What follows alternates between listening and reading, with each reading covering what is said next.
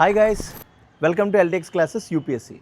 So మీరందరూ రీసెంట్గా Venezuela president Nicholas మడూరో ఎవరైతే ఉన్నారో అతన్ని యూఎస్ అనేవాళ్ళు అరెస్ట్ చేశారు. ఇదంతా మీకు తెలిసే ఉంటుంది. అది రైటా రాంగా ఒపీనియన్ అంతా మనం మీ యొక్క వ్యూస్కి వాటికి వదిలేద్దాం. బట్ నా యొక్క మెయిన్ ఇంటెన్షన్ ఈ వీడియో చేయడానికి ఏంటంటే వెనిజువెలా గురించి మీకు కొన్ని ఫ్యాక్ట్స్ తీసుకొచ్చాను from the perspective of exam. Venezuela ఏదైతే ఉందో దాని యొక్క క్యాపిటల్ని మనం కరాకాస్ అంటాం అనమాట. సో వెనిజువెలా యొక్క జియోగ్రఫీ చూసుకుంటే యాండీస్ మౌంటైన్స్ ఉంటే ఇంకా గుయానా హైలాండ్ ప్లెయిన్స్ ఉంటాయి అన్నమాట.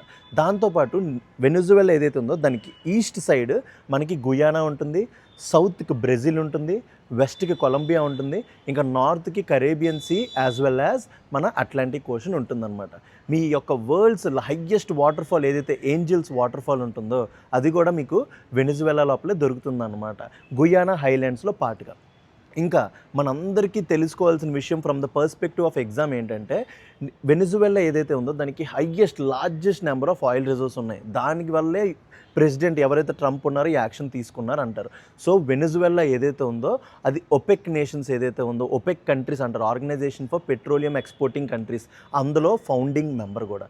నా యొక్క క్వశ్చన్ ఏంటంటే మీరు కింద కామెంట్ సెక్షన్లో పెట్టాల్సింది ఒపెక్ లోపల ఎవరెవరు ఉంటారు, అండ్ సెకండ్ ఈ సంవత్సరం నోబెల్ పీస్ ప్రైజ్ ఎవరికి వచ్చింది, దేనికోసం వచ్చింది. ఇది కరెక్ట్గా చెప్తే మీకు వెనిజువెలా గురించి కావాల్సిన ఫ్యాక్ట్స్ అన్నీ వచ్చినట్టే.